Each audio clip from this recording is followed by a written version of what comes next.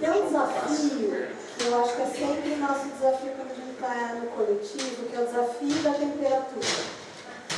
Então a gente liga o ar, tem gente que se queixa por conta aqui que está muito frio, se a gente desliga, tem a queixa de que está calor. Então a gente vai ficar nessa função aí. O Paulo e o João Paulo, a gente gosta de Paulos aqui.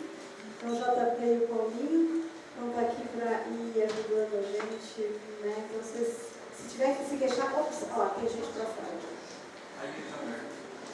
Se precisar se queixar, assim, já não toca para eles, assim, ó, mas está muito frio, está muito quente. Bem-vindos e bem-vindas. Obrigada pela presença. A gente ficou bem espantado com a adesão. Estou feliz de ter vocês aqui para falar de assuntos, na verdade, que estão sendo muito caros para a gente, assim, que tem nos preocupado, que tem nos emocionado, que tem nos trazido reflexão. Então, obrigada pela presença. E aí, eu acho que o outro lado dessa moeda é o meu prazer de estar com a Ed, de a gente poder fazer um diálogo, porque para além daquilo que a gente expressa aqui, tem toda essa construção que a gente vai fazendo junto e que a gente... Para mim é realmente um grande prazer, assim. Então, obrigada. Igualmente. Bom dia. É uma alegria mesmo estar aqui, conversando nesse espaço, nesse ambiente de acolhimento e de segurança. E estar aqui com a Caritas. É uma alegria, obrigado. Como que a gente pensou, então, para a gente estar aqui com vocês? É que a gente fala um pouco e a gente abre depois para vocês, para a gente dialogar, para a gente conversar, para a gente sentir um pouco onde está pegando, de onde pega as coisas que a gente vai trazer, assim. Então, muito menos no sentido de transmissão de conteúdo, mas mais de reflexão conjunta mesmo. A gente poder pensar junto, a gente contar para vocês o que a gente tem pensado, o que a gente tem vivido. Então a gente pensou nesse formato. Então nesse primeiro momento a gente traz o que a gente pensou e aí a gente vai lugar para esse diálogo. Fique à vontade. Então, toca a bola e aí a gente... Nossa tarefa, o nosso desejo, mais precisamente, é provocar a nossa conversa a partir desse tema que nos escolheu, nos interpelou. Ações pacíficas em tempos extremos. Esse tema nos capturou. E eu, especialmente, fui capturado e trouxe essa referência para vocês, Svetan Todorov, Diante do Extremo. É um búlgaro que, nessa obra, ele estuda, ele chama de tempos extremos o período do nazismo e todos os fenômenos envolvendo os campos de extermínio, não só na Alemanha nazista, mas também na Rússia, o Gulag. Esses campos de violência extrema. Então, eu comecei a ler esse livro e fui mergulhando numa dimensão de existência que, para mim, era desconhecida. Porque o conhecimento histórico de um tempo extremo, ele traz para nós essa informação e essa referência, mas quando eu comecei a ler, especialmente os relatos dos fatos concretos de um campo de extermínio, e num primeiro momento, a primeira parte, o primeiro capítulo, as primeiras páginas, O Todorov defende mais ou menos que em tempos extremos a moral fica em suspensão. E quando você está diante da possibilidade da sua morte, você está num tempo de guerra, num tempo de genocídio explícito. Você está assistindo isso acontecer e você está num campo de extermínio.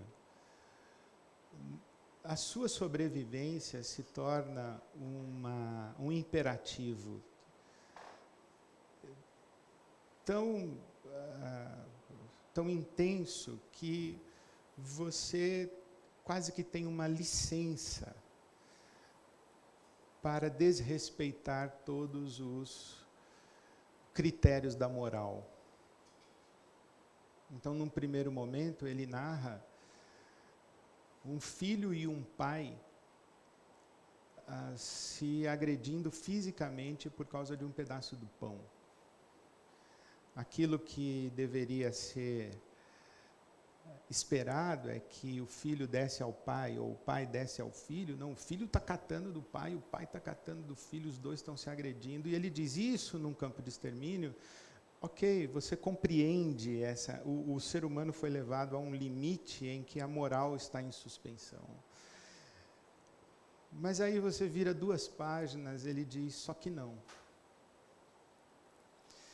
E quando ele disse só que não, e começou a descrever o que é ser humano num tempo extremo, puxa, foi para mim um arrebatamento, foi uma epifania, foi uma oportunidade de eu me olhar no espelho e fazer perguntas para mim mesmo, da minha humanidade. E é claro, você vai dizer assim, Ed, você está comparando esses momentos do Brasil com o momento do nazismo na Europa? Eu não estou comparando. Mas eu não posso negar que a obra me interpelou e me trouxe para o meu momento de Brasil. E foi a partir daí que eu comecei a pensar em tempos extremos. E queria ler algumas coisas para vocês que eu anotei da obra do Todorov. Minha fala é praticamente sou devedora ao Todorov do que eu vou partilhar com vocês sobre ações pacíficas.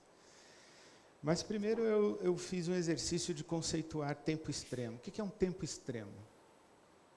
Conceituei dizendo o seguinte, que o campo semântico do tempo extremo é padronização, uniformidade,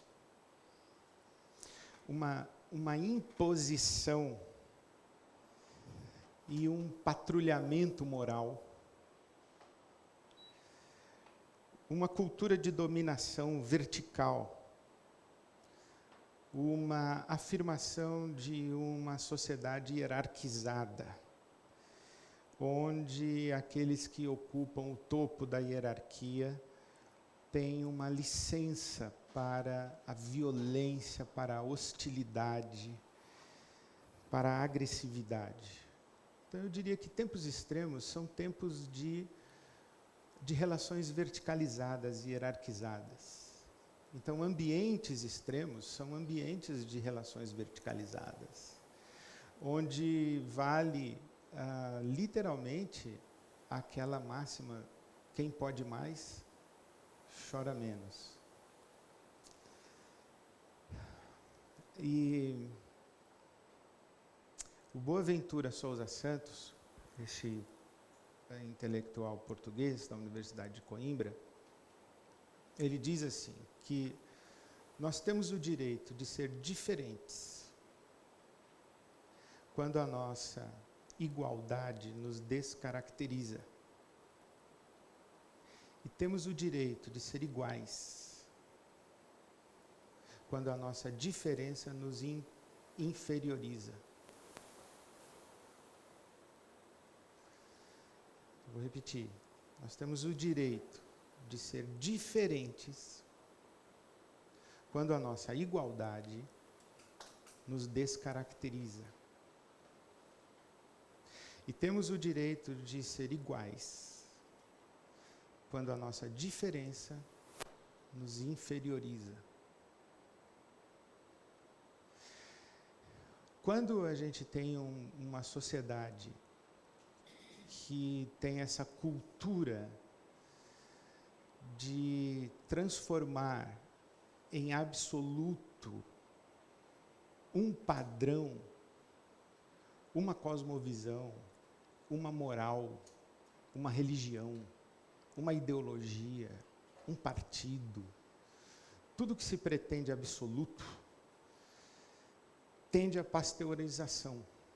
Você tem que pensar igual, você tem que se vestir igual, você tem que falar igual, você tem que se comportar igual, você tem que crer nas mesmas coisas, você não pode ser diferente. Então você tem que ser igual, porque aquilo que é hegemônico se torna a única possibilidade de ser.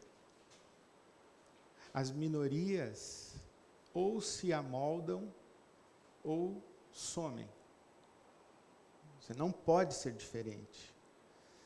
Então, nessa hora em que todo mundo vai ser igual, nós temos que dizer, opa, quero ser diferente e tenho o direito de ser diferente. Agora, quando a diferença, eu digo, somos diferentes, eu sou homem, você é mulher, você é subalterna. Eu falo primeiro, você fala por último, e se a gente discordar, vale aquilo que eu falo. Porque você é mulher, porque você é negro, porque você é pobre, porque você é índio, porque você é estrangeiro.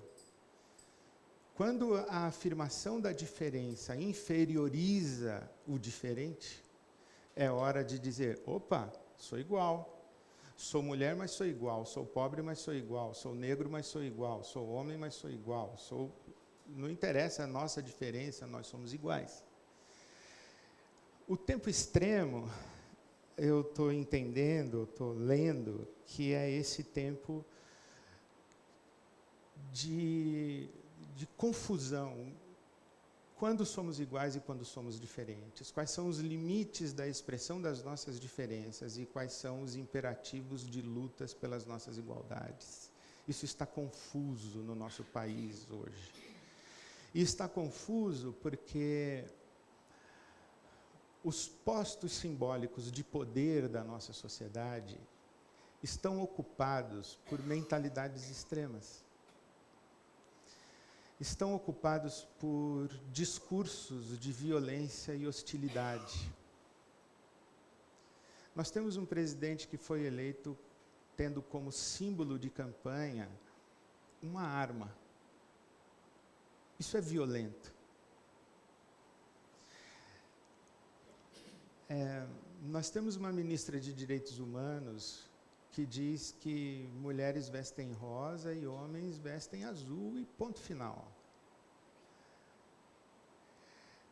Ser homem é isso, ser mulher é isso, o lugar da mulher é esse, o lugar do homem é esse e ponto final. E essa violência, ela acaba penetrando os espaços e ambientes da nossa sociedade, de tal maneira que eu, no ano passado, no meio da campanha, tive um sentimento muito ruim, como se os monstros tivessem sido liberados.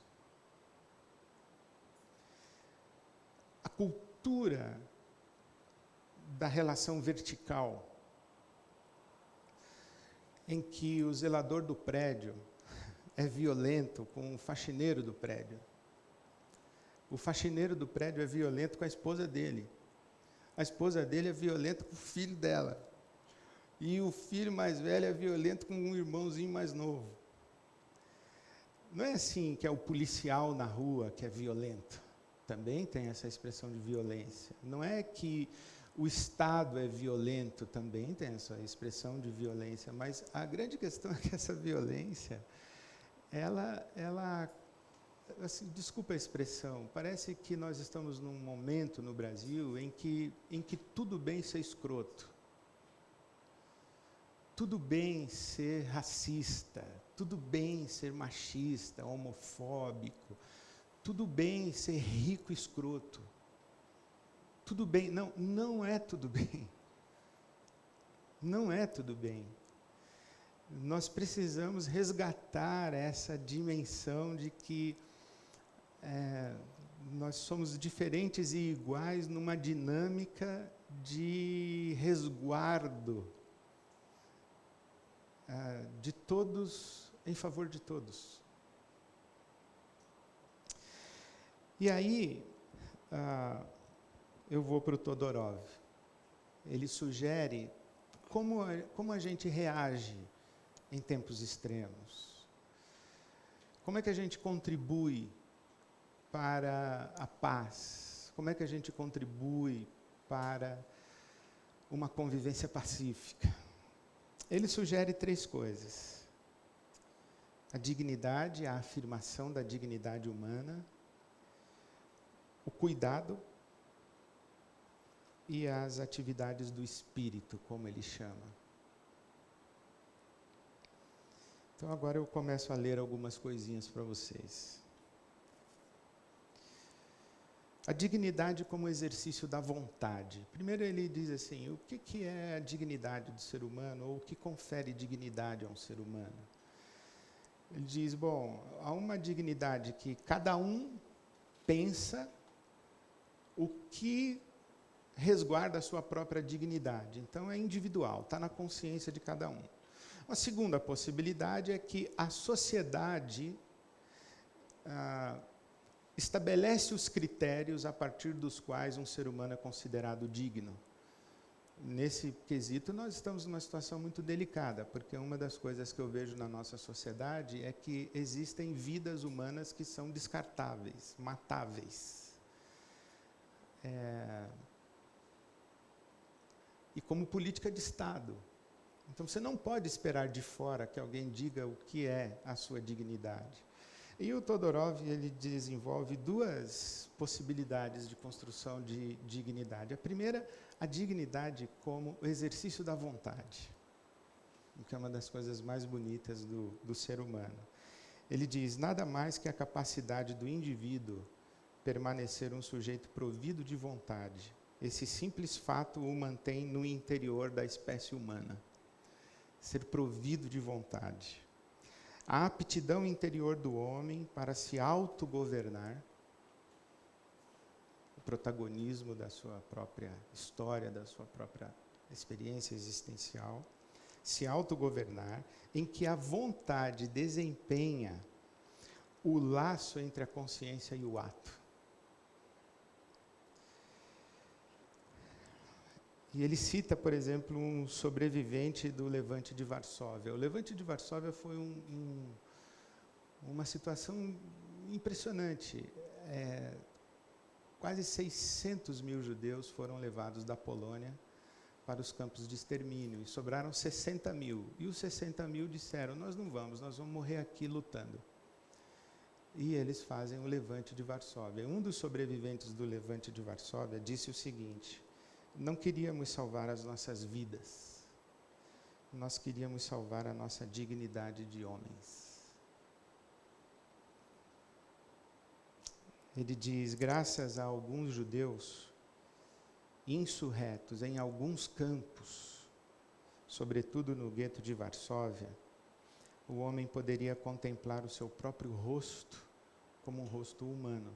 A coisa que mais me chocou foi que uma das expressões de resguardo da vontade, de ser senhor do seu destino. Como é que você é senhor do seu destino quando o forte está subjugando você? Como você é senhor do seu destino quando você é escravo? Como você é senhor ou senhora do seu destino se você diz, eu tenho esse emprego nessa empresa e eu dependo dele e eu não tenho alternativa?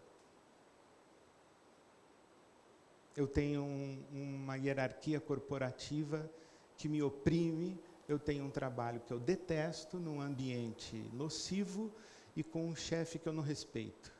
mas eu tenho que ir trabalhar, porque eu tenho boleto para pagar, eu tenho família, eu tenho filho, eu tenho que trabalhar. Como é que você reage num contexto desse? Porque a gente fala assim, o campo de extermínio. Não, o campo de extermínio é o exemplo absoluto. Aí vem essa mulher, a Olga, ela diz assim, a certeza de que, em último caso, você é senhor da sua vida, representa o último limite de liberdade. A dignidade é, eu não estou obrigada a continuar aqui. Essa prerrogativa de dizer onde eu vivo e como eu vivo é minha. Viktor Frankl, ele disse, pode-se tirar tudo de um ser humano, exceto uma coisa, a última liberdade de escolher entre uma ou outra atitude na condição que lhe é dada. Isso é responsabilidade. O que é responsabilidade? É a prerrogativa de responder. Responder o quê? Aquilo que a vida pergunta para você. Essa prerrogativa de você escolher como responder, e o que mais me chocou foi que um dos exemplos mais radicais e concretos do campo de extermínio era aquelas pessoas que diziam para os nazistas, você não decide a hora que eu morro, nem como eu morro, nem o dia que eu morro, nem quando eu morro, eu decido. E eles cometiam um suicídio não como um ato de covardia, mas como um ato de coragem existencial e de revolta. E mais, existiam aquelas formações, você imagina aquelas pessoas formadas em pé, e os caminhões chegavam para levar as pessoas para as câmaras de gás. E do meio das formações, especialmente mulheres, elas saíam voluntariamente e subiam no caminhão. E elas caminhavam, essa frase me chocou muito, elas iam para o caminhão como quem vai para uma festa. E os nazis, eles não suportavam, eles tinham um ódio daquilo, de como que essa pessoa faz essa escolha, e faz essa escolha com essa postura de altivez. E aí você lembra o homem que disse, nós não estávamos preocupados em preservar a nossa vida, porque a nossa vida já estava sacrificada. Nós estávamos preocupados em preservar a nossa dignidade como seres humanos. Isso me interpelou assim demais. Foi muito pesado ouvir isso. O que significa no nosso tempo preservar a nossa dignidade como seres humanos? Uma das coisas é essa, o exercício da vontade. Você assumir o protagonismo da sua vida e dizer, eu não vou deixar que determinem a maneira como eu vou reagir à existência, eu vou decidir isso. Mas a outra coisa que ele fala é a dignidade como cuidado de si. Ele cita, por exemplo, o Primo Levi, que sobreviveu a Auschwitz, e o Primo Levi disse que tomar banho, fazer a barba, lavar a roupa é um trapo, né? Mas ele dizia, eu me vestia com roupas limpas todos os dias, e eu tomava banho e eu fazia a minha barba, como uma forma de cuidar do meu corpo, para não me degradar aos meus próprios olhos. A gente tem essa experiência, por exemplo, no dia que você acorda mal, você coloca uma roupa mais para cima, né? Você vai. Não é uma bobagem. Alimentar-se corretamente, cuidar-se, enfeitar-se.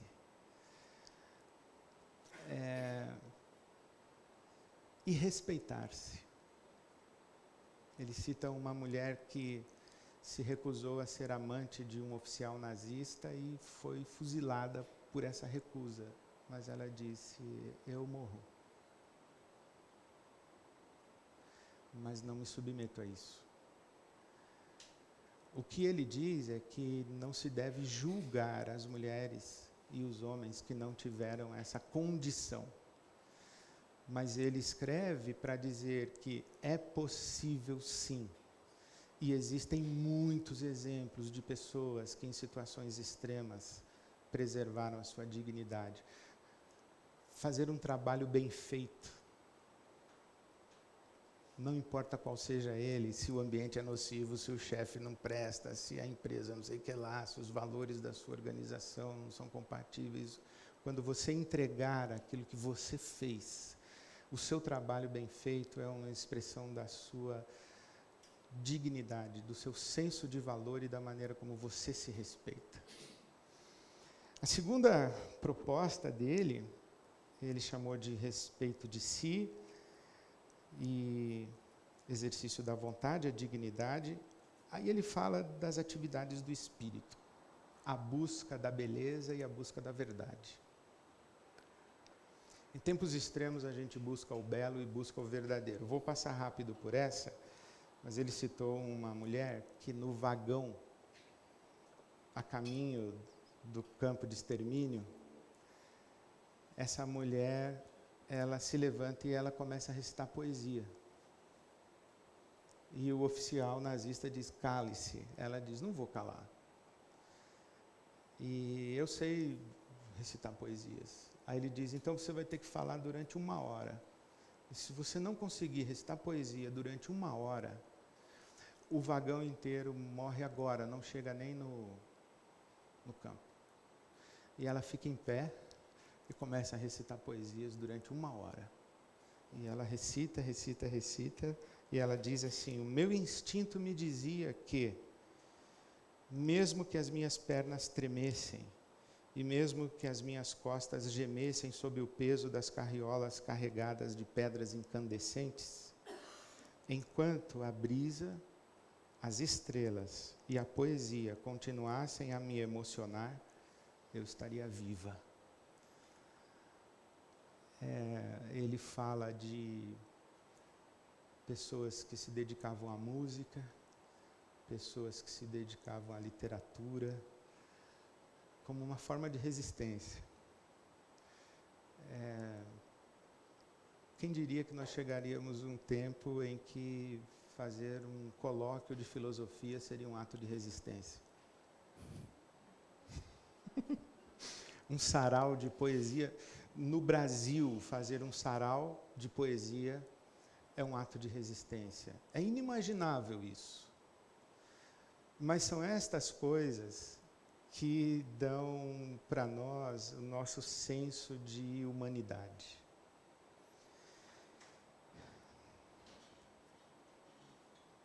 Ele cita um poeta judeu polonês que disse, ainda mais que de pão, temos agora necessidade de poesia, justamente numa época em que a poesia parece supérflua. Eu não sei se vocês concordam comigo, mas essa época no Brasil chegou. Mais que de pão, nós precisamos de poesia. E por último, para concluir a minha fala, ele diz que em tempos extremos a gente assume posturas de guarda da dignidade humana. Essas posturas, ele dá 2 exemplos, o cuidado de si e o exercício da vontade. Em tempos extremos, a gente assume posturas que são as posturas do cultivo da subjetividade, do sagrado e da transcendência, o que não significa necessariamente religião. O exemplo que ele dá é a poesia e a literatura. Ler Dostoiévski. Mas a terceira coisa que ele fala e que me interpelou muito também foi o cuidado. Ele fala sobre o cuidado. E ele fala do cuidado numa dimensão muito bela, porque ele diz que cuidado não é o mesmo que solidariedade, não é o mesmo que sacrifício e não é o mesmo que caridade. É cuidado. Ele diz que solidariedade no campo de extermínio era assim. Os poloneses cuidavam dos poloneses, os holandeses cuidavam dos holandeses, as mulheres cuidavam das mulheres. Era assim, a solidariedade é você cuida daqueles com quem você se identifica ou com quem você está identificado ou identificada. Cuidado não é isso. Essa expressão de solidariedade é necessária. A gente tem que cuidar dos nossos grupos identitários, digamos assim. Ele fala também que cuidado não é sacrifício. Porque o sacrifício coloca o outro meio que numa posição de devedor. Tipo, olha o quanto eu fiz por você, olha o quanto me custou, eu abri mão da minha vida para cuidar de você. É um negócio assim meio pesado, sabe? O sacrifício coloca o outro numa situação difícil. E ele fala da caridade também. A caridade, ele diz que é para todo mundo, é indiscriminada.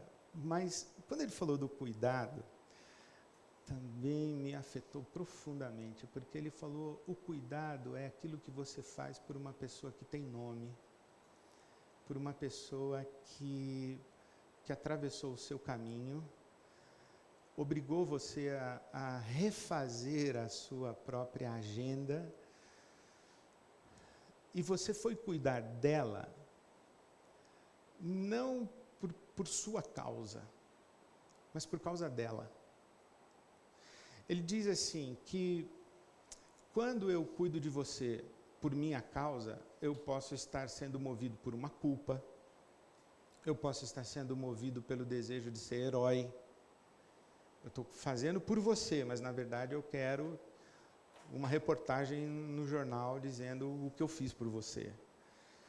O cuidado não, o cuidado eu faço por você pensando em você. Então ele fala de repartir a comida,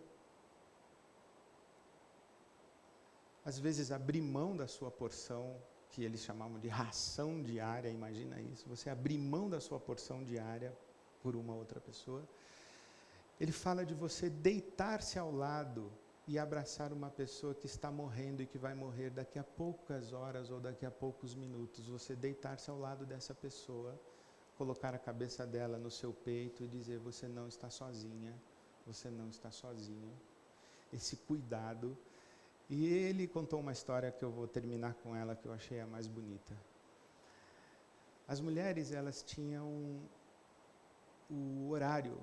Aliás, na verdade, todo mundo no campo de extermínio tinha um horário para ir ao banheiro, usar a toalete, fazer a sua higiene, etc. E ele conta a história de uma mulher que tinha acabado de ter nenê, e ela estava cheia de fraldas para lavar, muita fralda. E ela não teve autorização para lavar. E ela pediu um tempo sobressalente no banho, para que ela pudesse fazer isso, e lhe foi negado. Então ela entrou para o seu momento, seguindo a fila, carregando todas as fraldas, colocou sobre o lugar de lavar as fraldas e lavou uma. E depois, a mulher que veio depois lavou mais uma. E a mulher que veio em terceiro lugar na fila lavou mais uma. E a última mulher que saiu com todas as fraldas lavadas, sem que elas tivessem conversado ou combinado que fariam isso. Essa expressão, que é solidária, é caridosa, é generosa, é tudo, mas ele chamou de cuidado. Eu gostei do cuidado que ele escolheu a palavra, cuidado.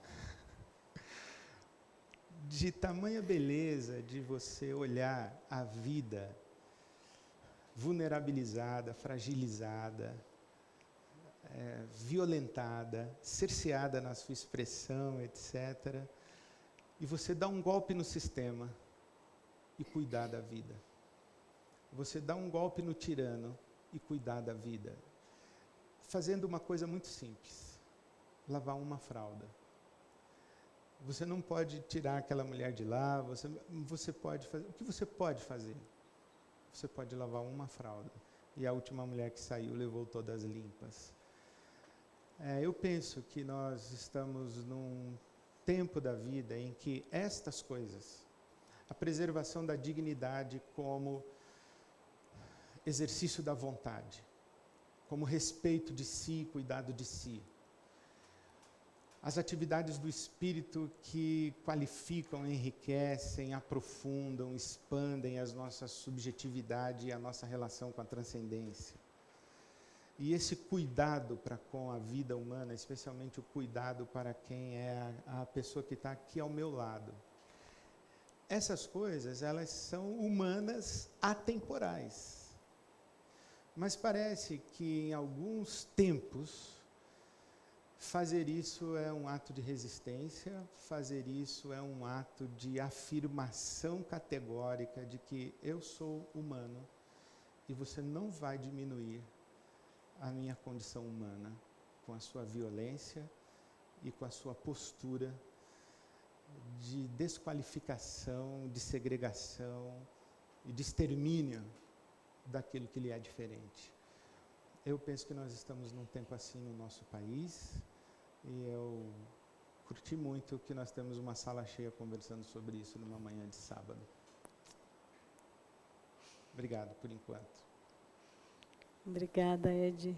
Super inspirador, né? Eu falo que agora ficou a batata quente aqui, né? Mas que bom poder dialogar, que bom. E eu acho que esse nosso exercício, que é...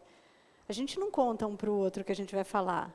A gente simplesmente vai pensando junto e aí fala, bom, fala aí que depois eu vou como água tentando me filtrar pelos veios e trazendo um pouco do que eu pensei. E aí é bacana de escutar, porque o que eu pesco aqui para dar continuidade nessa nossa conversa é justamente isso que o Ed falou sobre a condição humana. Eu tenho pensado muito, principalmente nessa palavra humanização. O que é isso, né? Por que a gente está precisando falar sobre humanização se somos humanos? Se há uma coisa sobre a qual a gente não precisaria falar, é sobre humanizar. Né? O gato não se preocupa em como ele vai ser gato, ele é gato. Então, nós, como humanos, deveríamos só nos preocupar com ser humanos. Porque a gente está falando em humanizar o atendimento hospitalar, em humanizar o trabalho, em humanizar as relações. E o que é isso? Né? O que é humanizar? E aí também uma outra coisa muito gostosa é poder entrar em contato com outras referências. Né? Então, eu não li esse livro que o Ed trouxe como referência, e eu vou trazer, a minha referência tem sido Maturana, mas, ao mesmo tempo, e algumas coisas sobre as quais eu tinha pensado e anotado aqui para a gente conversar, é justamente as questões das práticas de si, das técnicas de si, sobre as quais Foucault fala, sobre a reflexão sobre o nosso fazer, que tem sido pouco valorizada. Né? A gente está vivendo nesse momento de aceleração, onde é exigido uma performance, o tempo inteiro você quer performar, tanto por uma exigência externa, porque a gente tem avaliação de desempenho, tem alguém lá medindo o que você faz e avaliando, mas também quanto uma construção de subjetividade, porque a gente quer ser o melhor, a gente quer, então a gente está se autocobrando também. Então, são duas forças, uma força externa, que nos exige performance, e uma força interna, que quer performar. Que a hora que você está simplesmente nessa prática do deleite, da observação, da contemplação, da reflexão, fala, poxa, isso aí é coisa de vagabundo, vai trabalhar, vai fazer alguma coisa. Né? Esse pensar não leva a nada. Inclusive, a gente tem até essa expressão fortemente cunhada na nossa sociedade, que é, a gente não veio aqui para filosofar. Significa ir do nada para o lugar nenhum com o pensamento. E esse pensamento é tipicamente humano. Então, como é que a gente inclui essa possibilidade da reflexão sobre o fazer, para que a gente possa ter um fazer ampliado?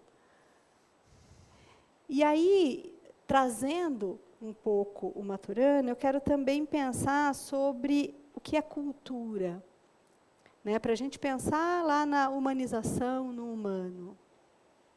E aí o Maturana olha para a cultura como uma rede de conversação que se conserva. Então, aquilo que deixa de ser eventual, quando a gente conserva um modo de viver, a gente vai formando a cultura. Então, a gente olhando para o que é ser humano é ser um ser social. A humanidade só se manifesta a partir desta cultura, dessa rede, que ele vai chamar de rede de conversações. Então, o que é tipicamente humano é o conversar. E esse conversar é o expressar-se para o outro, porque se nós fôssemos sozinhos no mundo, a gente não precisaria conversar, a gente não precisaria de palavras. Né? Seres isolados, a gente não... A linguagem, a gente podia prescindir da linguagem. E, como humanos, nós não podemos prescindir da linguagem, porque é a linguagem que nos torna, que nos faz humanos. Então, isso que a gente chama de cultura é a linguagem fazendo laços, fazendo vínculos, fazendo a costura das relações. E eu fico muito pensando a questão da coerência entre a forma e o conteúdo.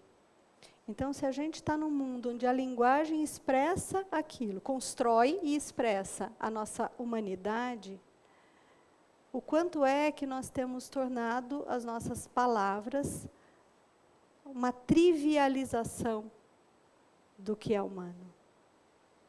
Né? E o Maturana tem uma frase que eu gosto muito, que é: as palavras não são triviais. Então, a gente se desconecta da forma, se desconecta do conteúdo, ou se apega a um ou a outro, no sentido de como a gente tece, como a gente constrói essa coordenação, que é a cultura, que são as culturas, tanto as culturas corporativas, quanto as culturas familiares, quanto a cultura brasileira, né, a cultura de uma forma geral. Quanto a gente se descuida da linguagem. E aí, retomando Foucault com as técnicas de si, com as práticas de si, quando a gente reflete sobre como a gente quer estar no mundo, a gente olhando para a linguagem, como a gente está no mundo, qual é a linguagem que nos faz sermos nós mesmos, expressarmos nós mesmos, pode colaborar com essa reflexão de que mundo a gente quer construir, que mundo a gente quer conservar enquanto cultura. Então, se a cultura é o que não acontece ocasionalmente, é o que se preserva, isso sobre o qual a gente está falando reflete o mundo que a gente quer conservar? E aí eu vou dar um exemplo curioso, que eu falo bem pouco disso, mas eu acho bem curioso mesmo.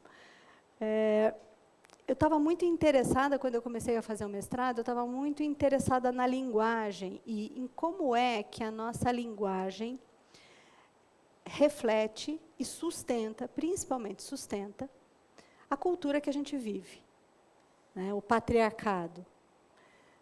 Eu tenho muito cuidado quando eu falo em patriarcado, porque muitas vezes as pessoas que não estão inseridas nessa linguagem acham que é alguma coisa contra os homens. Então, meu primeiro cuidado é: o patriarcado não diz respeito a absolutamente nada contra homens. Né? Então, a gente precisa se assumir, nós, mulheres, né, nós somos filhas do patriarcado. A gente tem uma cultura que funciona de uma determinada forma, que é a forma que domina, que é a forma que compete. Então, a subjugação do outro passa a ser isso que insiste em se conservar. E aí eu comecei a pensar como é que a nossa linguagem sustenta, estrutura o patriarcado. E aí eu pensei, qual que é a expressão primária da nossa linguagem? Como que é que a gente expressa, onde aparece isso? Uma expressão primária. E aí eu pensei nos estrangeiros, as pessoas que que migram, né, elas aprendem outra língua, outro modo de conversar, né, outra língua mesmo. Só que tem uma coisa que elas continuam para sempre fazendo na língua raiz, na língua mãe, que é o xingamento. Né? A gente sabe disso, a gente tem a avó que falava lá o palavrão em italiano, em espanhol. Então, a pessoa xinga na língua mãe. Por que será, né? E uma das coisas que eu pensei é, o xingamento é a expressão emocional sem filtro. Então, é a palavra que está mais conectada com a nossa emocionalidade. Ela é rápida. Normalmente, quando você xinga, te aconteceu alguma coisa que te afetou fortemente naquele momento, e a tua resposta é falando um palavrão, xingando. Beleza, então, já tem uma chave aí de análise que é quão perto eu estou da emocionalidade. E aí tem um monte de gente que fala assim, mas eu não falo palavrão. Mas você pensa, né? Imagino que te passe pela cabeça. Então, não importa se você expressa, mas ali você pensou. Né? Então, não é só aquilo que a gente expressa que é a linguagem. Né? Então, a gente pensa também. E aí, quando eu olho quais os palavrões que a gente fala, ou seja, se eu tenho uma linguagem que está próxima da emocionalidade, é uma linguagem, de mais raiz a gente tem. E aí, como que a gente xinga? E aí, então, eu falei, bom, então eu vou olhar como que a gente xinga. E aí, eu categorizei os palavrões em 3 categorias. Não, é bem divertido fazer isso também, né, gente? Foi bem divertido. E aí, eu categorizei, então, os palavrões em 3 categorias. E aí, assim, eu vou usar agora a imaginação de vocês, que eu não vou dizer aqui, mas vocês vão saber do que eu estou falando. Então, tem os palavrões escatológicos. E esses palavrões, aqui no Brasil, eles não ofendem muito.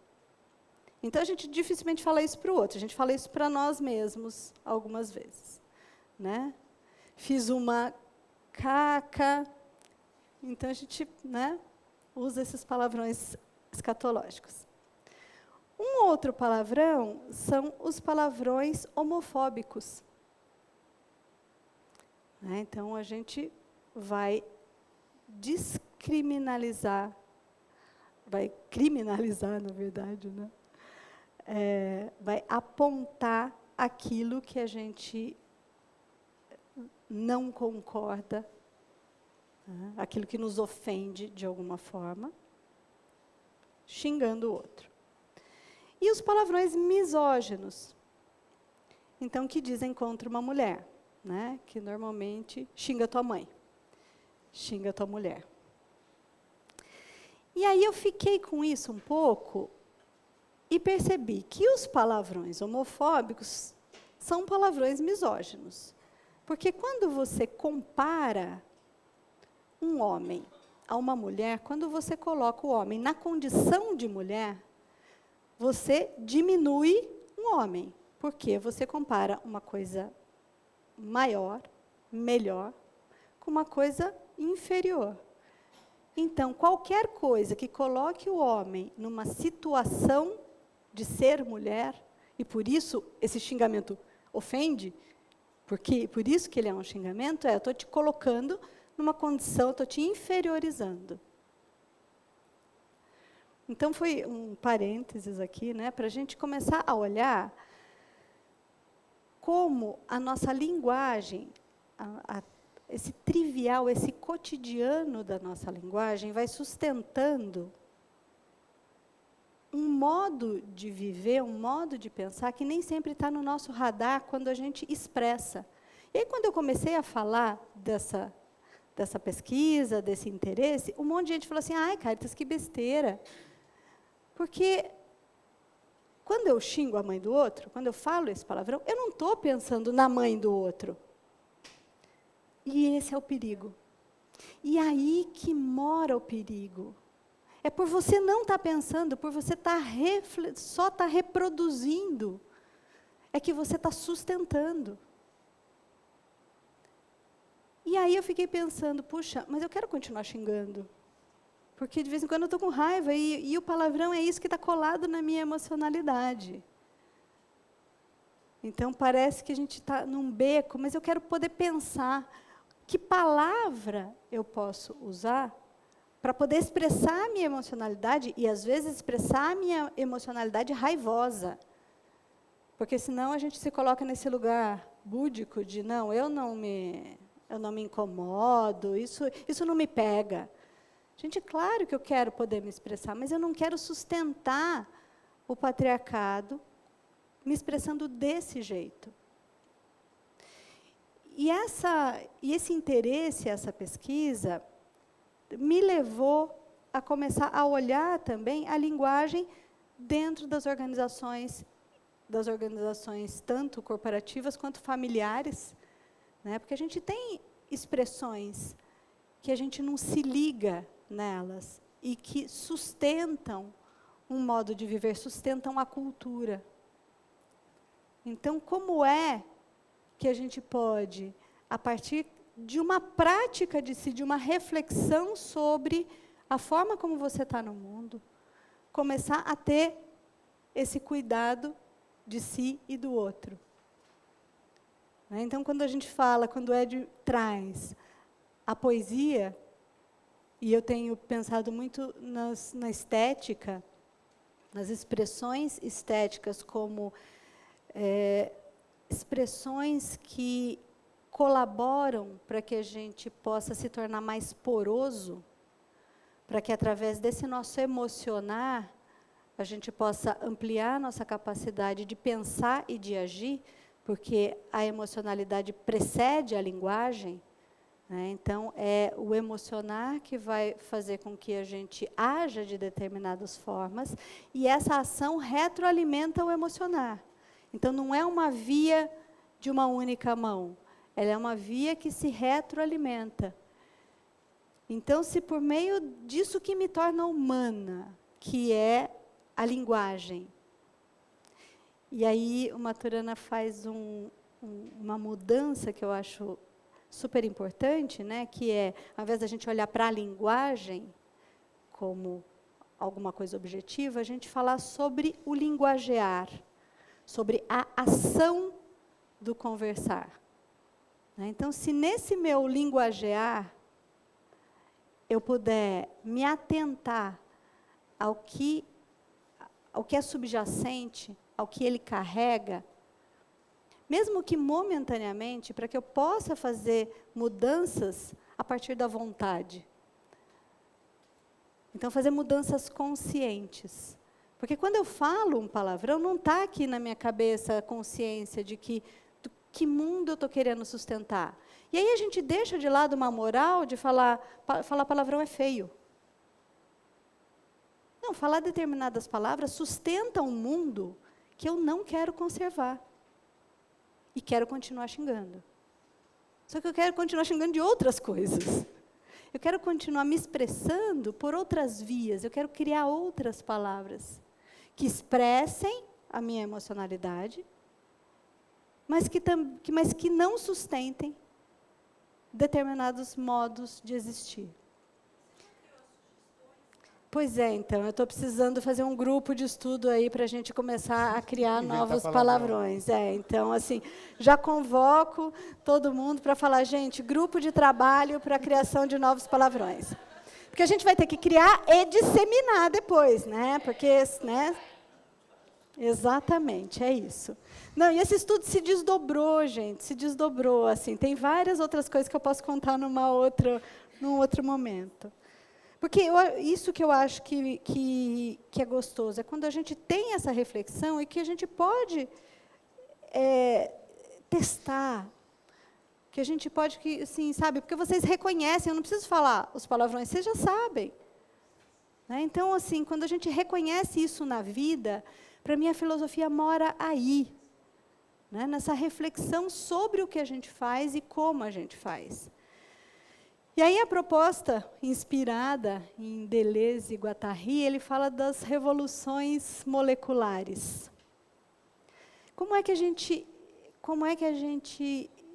impõe uma resistência a esse crescimento dessa aridez? E para mim a aridez tem a ver com o distanciamento, com o nosso distanciamento da estética.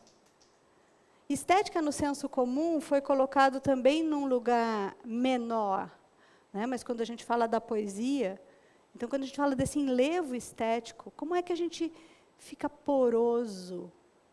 Como é que a gente busca a beleza, e a beleza do gesto, a beleza da palavra, como uma prática de resistência para conter o avanço da aridez?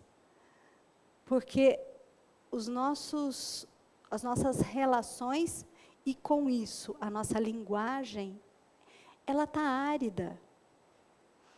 E aí, aproveitando o que o Ed diz do nosso momento histórico-político, né, de quem a gente vê nos cargos de comando hoje, eu reconheço uma aridez na linguagem. É o concreto, e só o concreto, sendo privilegiado. Então, a gente deixa de poder entrar em contato com a beleza da palavra, com a beleza do gesto. Não só como um discurso vazio, bonito, mas como uma mostra de como é que a gente está no mundo. Porque a gente fala daquilo que nos compõe, da nossa estrutura, a partir de como a gente é formado. Então, quando a gente propõe ações pacíficas, né, e o Ed traz essa preservação da humanidade, da dignidade humana, para mim pensar na beleza do gesto, por meio da beleza das palavras, por meio da beleza, né, ponto, estética, seja da beleza das palavras na forma poética, seja na beleza do gesto, seja na beleza dessas conexões, e nas práticas reflexivas que nos levem a poder não dizer que bobagem isso, você ficar olhando os palavrões, mas o que compõe, a possibilidade da gente olhar o que compõe o nosso cotidiano que sustenta uma cultura que a gente não quer mais sustentar. Que a gente não seja o reprodutor burro, no sentido de não reflexivo, de coisas que são invisíveis. Ontem eu estava conversando com o Matheus, que é meu amigo, e a gente estava falando o quanto a gente tem ouvido, e até porque a gente fala a partir da filosofia, onde a reflexão e os conceitos são valorizados, às vezes hipervalorizados, o quanto muitas vezes, quando a gente quer olhar um pouquinho mais profundamente para determinados assuntos, a gente traz esse campo conceitual, uma grande parte das pessoas diz, mas isso é muito teórico. E o que eu escuto quando eu escuto isso? Eu não quero pensar, me diz como eu faço, como eu ajo, para que serve isso? Me mostra aqui a prática. E se a gente não liberar o pensamento, a gente vai ser reprodutor de práticas e não criador de práticas. Então, a minha luta tem sido por pessoas que possam criar, que possam encontrar a sua potência na criação de uma vida ética, de uma vida escolhida, de uma vida que vale a pena como expressão de si e como respeito ao outro. Porque senão eu olho só para mim, né? Então, como é que eu exercito essa alteridade extrema que me faz humana. E aí Maturana diz, e aí eu fico morrendo de medo sempre quando eu uso essa palavra, mas ele diz do amar. Né? Não do amor enquanto substantivo, mas do amar enquanto verbo, enquanto ação no mundo. E aí ele conceitua o amar, né? O amar como a aceitação do outro, como verdadeiro outro na convivência. E o que então nos torna humanos para Maturana? A convivência no amar. Eu sempre fico pensando, nossa, a gente entrou no momento xalalá, né, de, vamos falar de amor, mas não é desse amor que a gente vê do amor romântico, mas é do exercício do que nos é próprio, do que nos transforma em humanos. Então, tem a ver com camadas muito mais profundas do que o simples post do Facebook que vai colocar vários coraçõezinhos. Então, como é que a gente exercita, por meio da reflexão, por meio das práticas de si, uma vida que tenha como ética esse exercício da alteridade radical, né, que Maturana chama de amar. Então, para mim, me chama muito esse desejo do diálogo, da conversa, e por isso que uma atividade como essa me inspira tanto, porque me faz pensar, me provoca. Fico sempre às voltas de, puxa, mas como é que a gente faz isso? Né? E aí, quando a gente olha para a cultura, o que a gente também precisa olhar é que a cultura, ela faz as regras do jogo. Ela constrói as regras, ela faz o labirinto por onde a gente anda. Que o Maturana vai chamar de meio, de nicho. Né? Então, eu acho que tem uma coisa que é a gente olhar para si, as práticas de si, a reflexão sobre a alteridade. E uma outra reflexão é a reflexão sobre o meio. Então, como é que eu crio condições que possibilitem o amar enquanto prática, que possibilitem a colaboração e a cooperação ao invés da competição. Eu trabalho bastante com empresas, com organizações, e um dos pontos de atenção para mim é que hoje a palavra colaboração tem sido valorizada. Então, todo mundo quer equipes colaborativas, porque está inserido aí nessa ideia da equipe colaborativa, que todo mundo se goste, que seja um ambiente super gostoso, super legal, agradável, e isso vai aumentar a produtividade, vai dar menos problema. Colaboração nem sempre é assim, né? Mas, de toda forma, existe um discurso para que, poxa, vocês precisam ser mais colaborativos, as pessoas precisam colaborar mais. Como se isso dependesse só e exclusivamente de ações individuais. E aí eu chego nessa empresa e pergunto, qual que é o sistema de reconhecimento dessa empresa? E, normalmente, é a meritocracia individual. Só tem para um. Se eu ganho, você não ganha. E aí, junto com a meritocracia individual, tem o pedido da colaboração. Como é que eu vou colaborar com essa pessoa que, se ele ganhar, eu não ganho? Então, como é que a gente constrói a regra do jogo? Então, numa instituição onde a meritocracia individual é a regra, e há um pedido de colaboração, é possível que esses dois mundos se casem? Então, acho que exige um esforço muito grande das pessoas quando a gente não prepara o campo, o meio, para que a colaboração aconteça. Porque a colaboração não depende só de mim. Depende de condições que me possibilitem colaborar. Ou seja, as tais regras do jogo. Isso que eu estou chamando de regras do jogo. Então, a gente olhar também para o fora, também. Então, não é privilegia só o fora, privilegia só o dentro. Como é que a gente faz esse diálogo entre o fora e o dentro, na medida em que a gente torne coerente forma e conteúdo?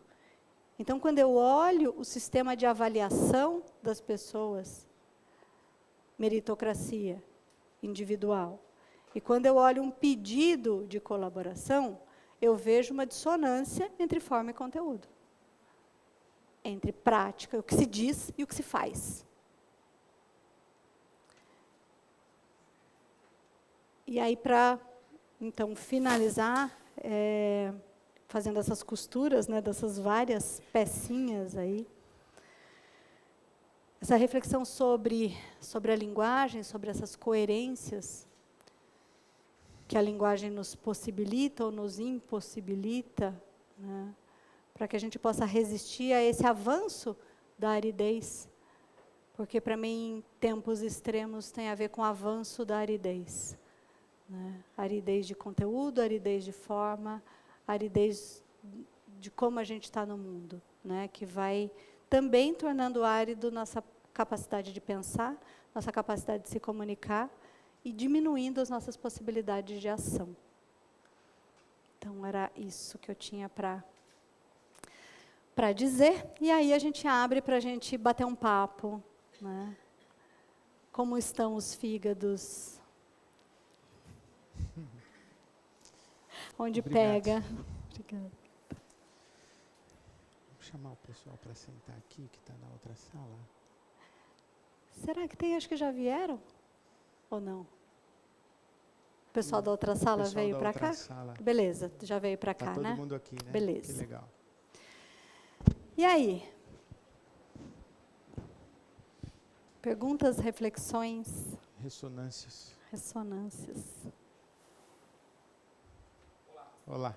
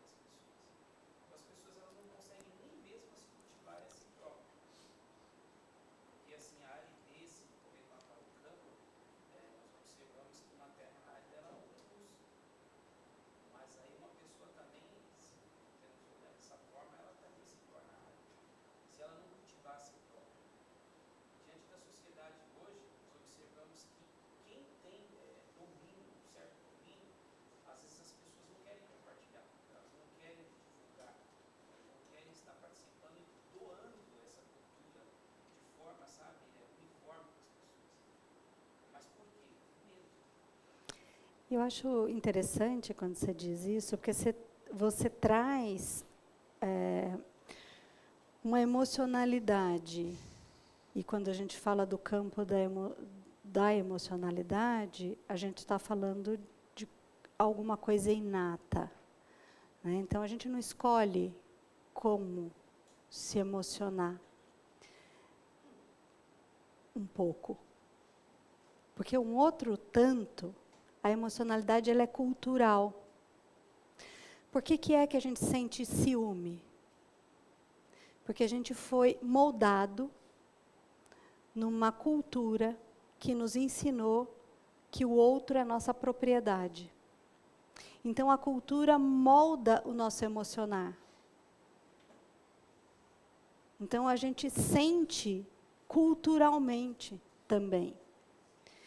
Então, a questão não está no medo. A questão talvez esteja em como a gente tem lidado com o medo. E aí, viver é se arriscar também. Então, muitas vezes a gente se recolhe. Eu ouço muito isso dentro dos ambientes corporativos. Eu não vou me expor. Porque a regra do jogo é a de punição com quem se expõe. Tipo, você falou? Eu te pego ali, na curva. Então, eu acho que essa articulação entre como a gente se sente e como a gente se movimenta a partir daquilo que a gente sente. Para não ser um movimento não reflexivo. Porque senão a gente coloca a culpa no medo.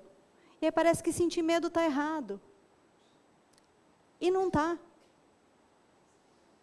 Agora, quando a gente começa a problematizar por que é que a gente está sentindo medo e como a gente age a partir do medo, não no sentido de buscar uma sociedade ideal, né, onde a gente vai buscar a felicidade, onde a gente só vai viver num trabalho hiperagradável, porque a gente está falando sobre isso, a ditadura do propósito. Encontre seu propósito e você será feliz, e você trabalhará, acordará contente para o trabalho todos os dias.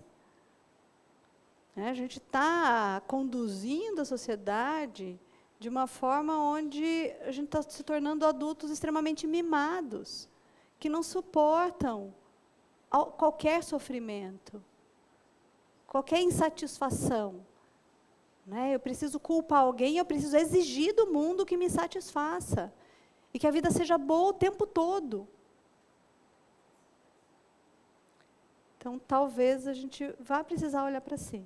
Então, essa reflexão entre nós, o meio, as coisas que a gente tem construído, e eu acho que é por isso que a gente está aqui, sabe? Para a gente começar a olhar para isso, para a gente não agir só como robôs, como máquinas, mas para a gente poder olhar e pensar um pouquinho nas coisas que a gente tem feito. Não se colocando como os donos da razão, eu ajo bem, é o mundo que age errado. Mas para a gente se implicar também nessa mudança.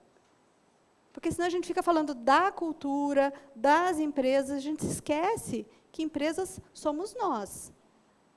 E essa cultura de punir quem se manifesta, a ponto das pessoas falarem, eu não quero me expor, está sendo construída e replicada e reproduzida por nós.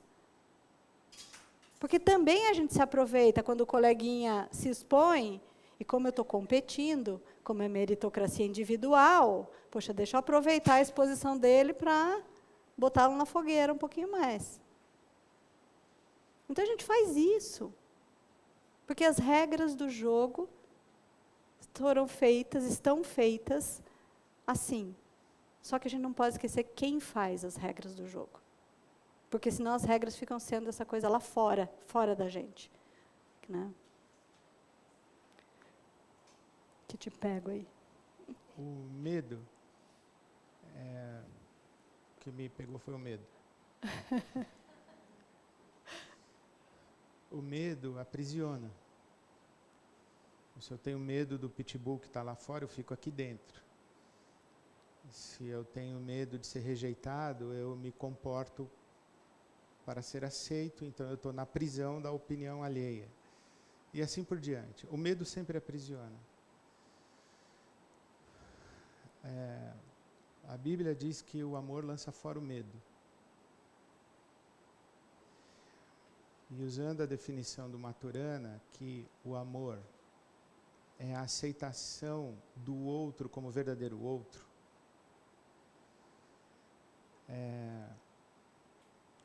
o que me chamou a atenção foi que esse outro, não raras vezes, está dentro de mim mesmo. E que a gente precisa ter esse... Precisa não, a gente deveria cultivar essa autopercepção, essa atenção sobre si, sobre o si mesmo, né? Sobre nós mesmos, para nós identificarmos os outros que estão dentro de nós e que nós temos medo dele, ou deles. E aceitar esses outros que estão dentro de nós. E libertarmos esses outros do medo. Dizer, vocês são bem-vindos.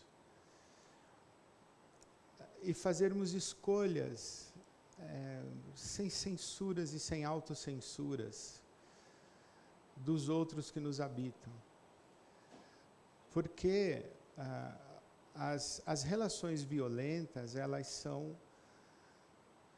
ataques aos outros do lado de fora que encontram eco nos outros que estão do lado de dentro.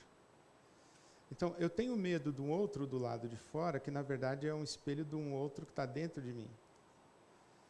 Então, quando eu aceito esse outro aqui, mesmo que ele não seja bonito, que ele não seja moralmente justificado de acordo com os meus padrões morais, quando eu aceito, eu digo, isso é humano.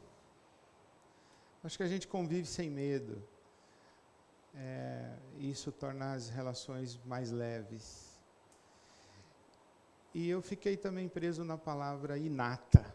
Eu não acho que o altruísmo é inato. Eu não acho que a gente nasce sensível ao outro, às necessidades do outro. Não, acho que é o contrário. A gente desenvolve na vida a sensibilidade ao outro. A gente se educa para a solidariedade, a gente se educa para o altruísmo. Acho que exige um processo de transformação, esse acolhimento do outro como verdadeiro outro. Na minha perspectiva da condição humana, a condição humana ela é automaticamente, ou ela pende naturalmente para o egocentrismo.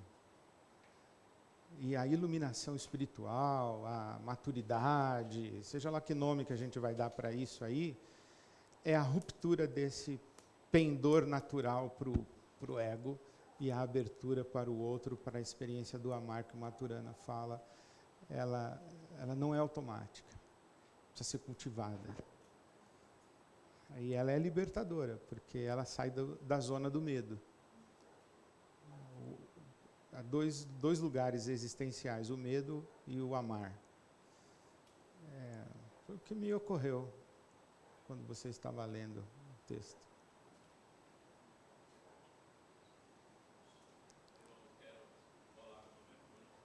Bruno.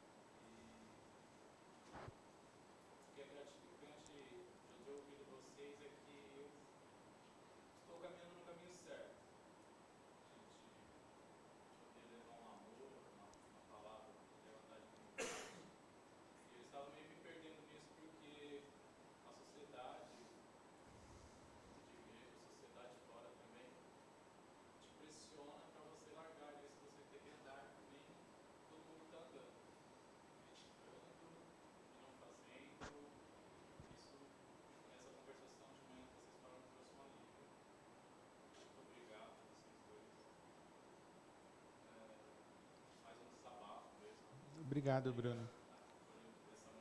Muito obrigado. Obrigada, obrigada. Continue sendo generoso e solidário. Você não vai se arrepender.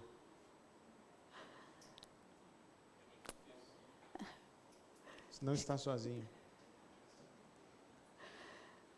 Diga lá.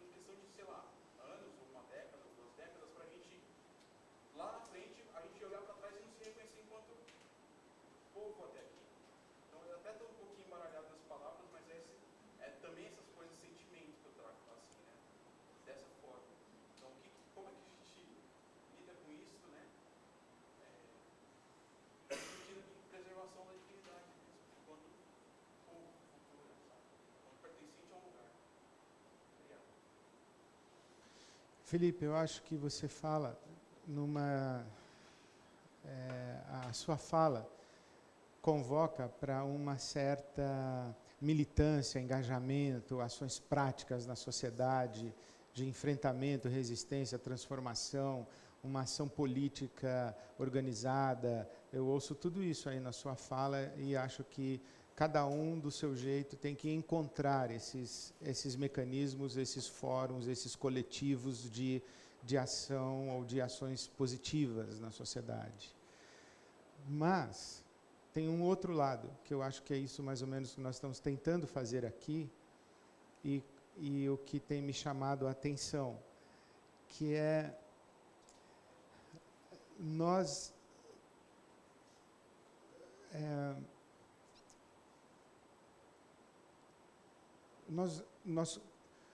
cuidarmos de não perdermos a nossa humanidade,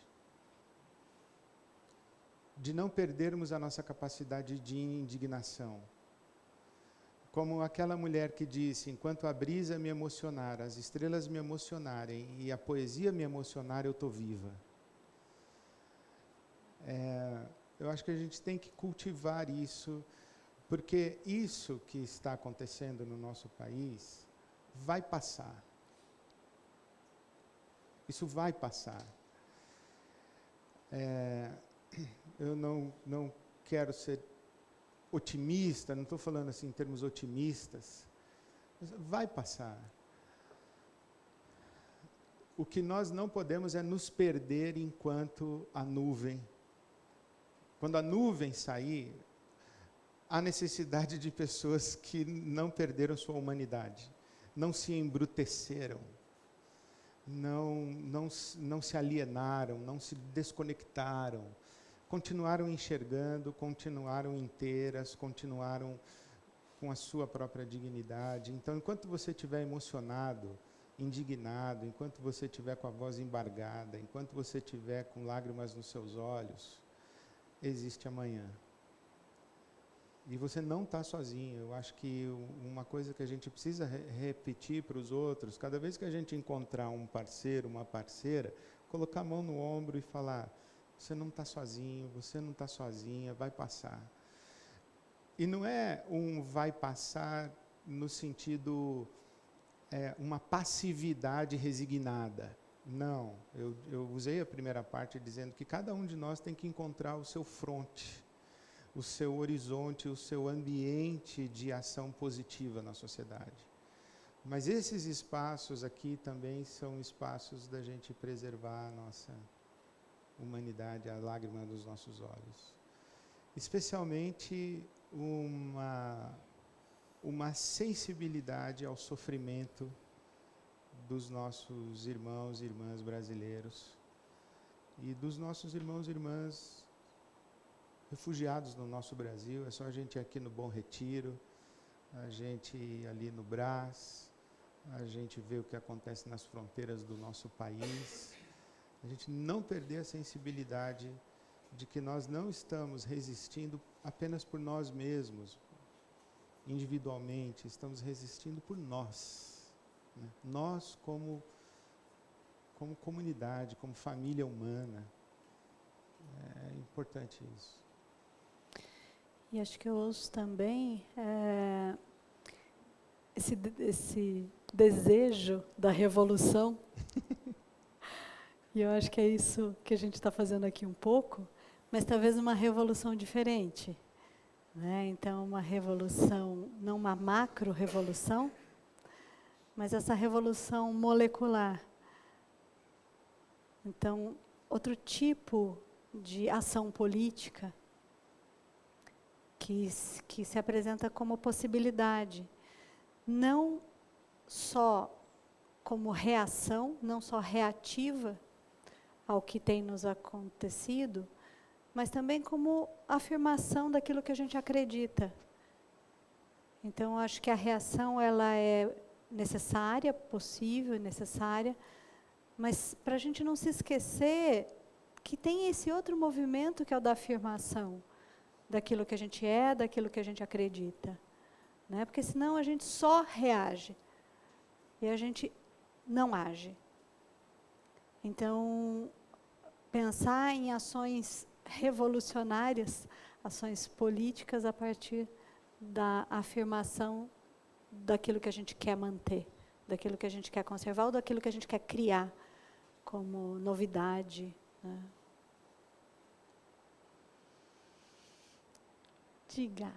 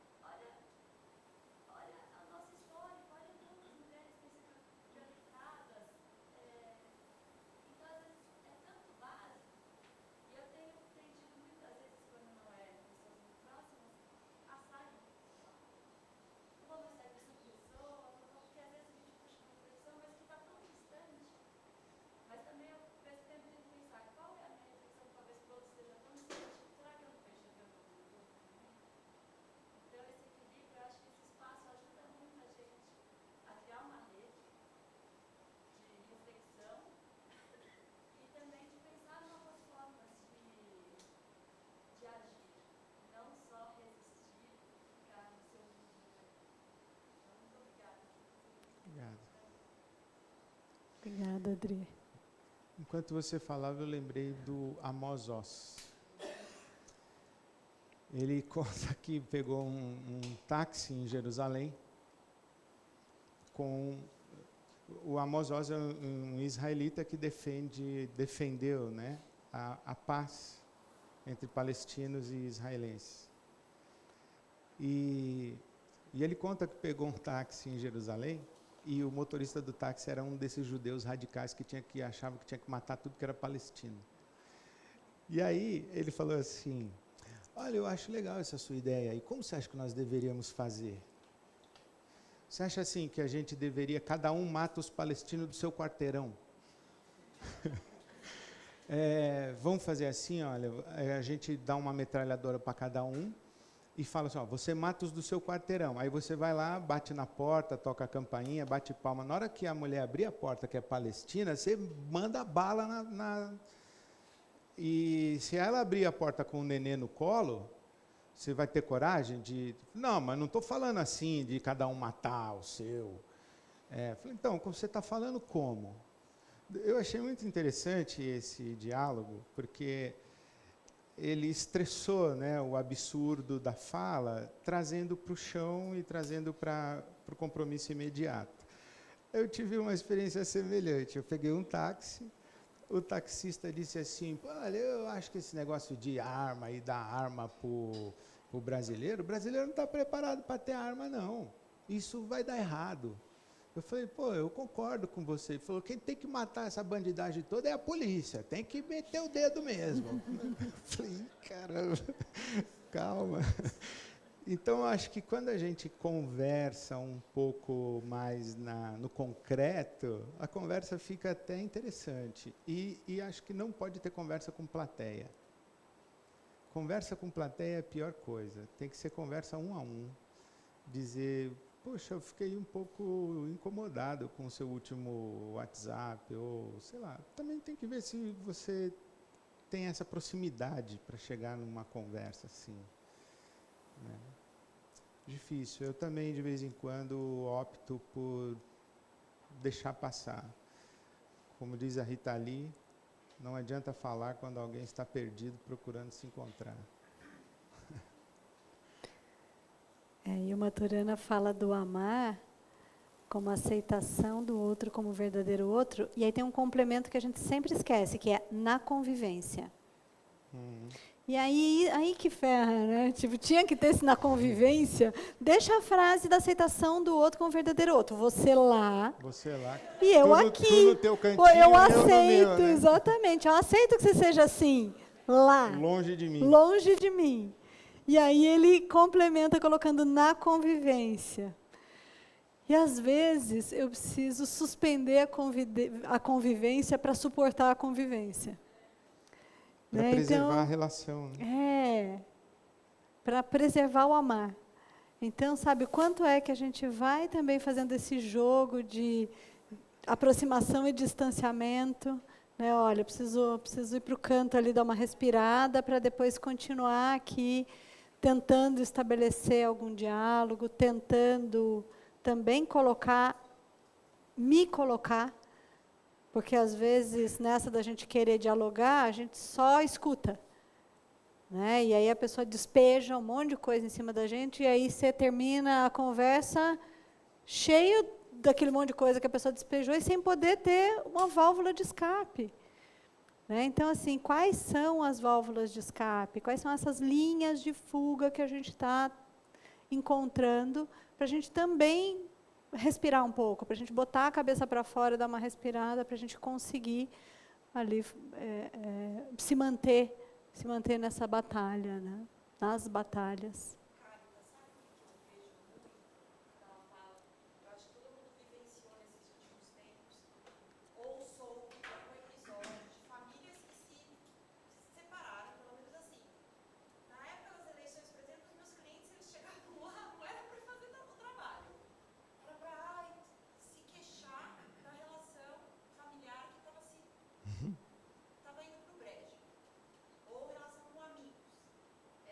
Independente do que se esteja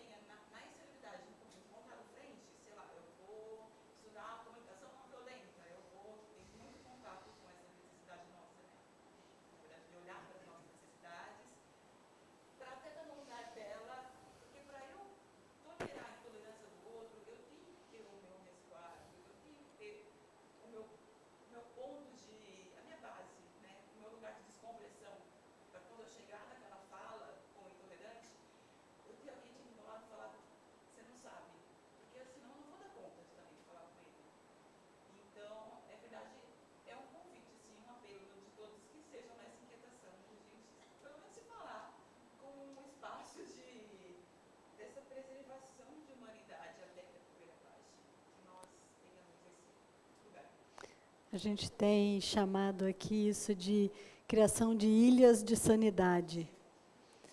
Então, acho que a gente precisa ir buscando, criando e buscando essas ilhas de sanidade, né? E aí eu quero dar uma provocada, porque, obviamente, eu me sinto provocada, falando sobre a tolerância. O Maturana, ele diz o seguinte, que tolerar é o adiamento, é você adiar a aceitação do outro como verdadeiro outro.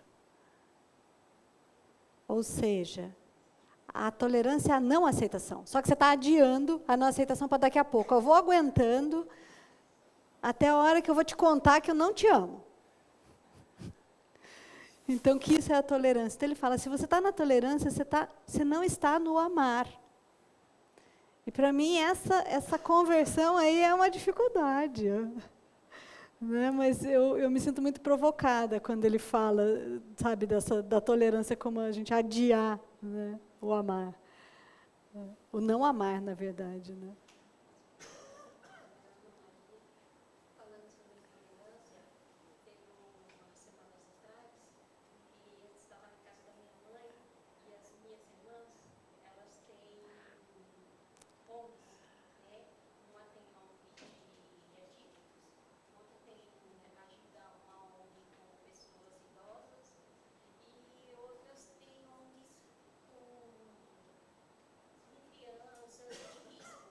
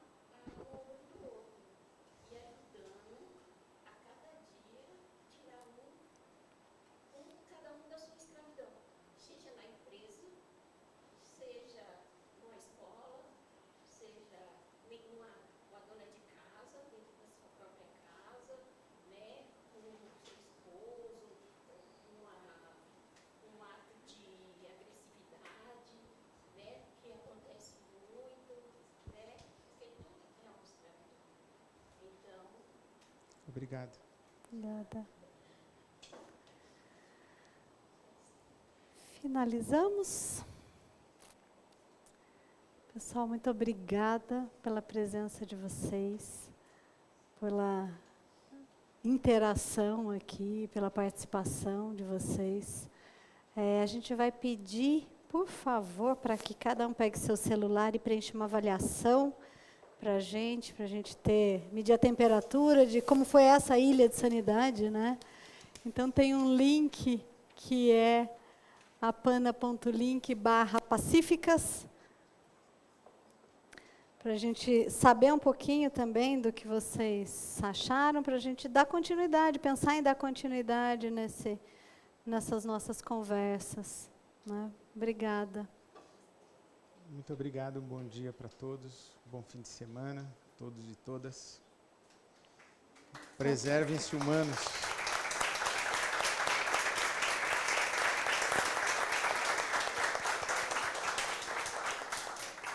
Obrigada, querida. Obrigadão.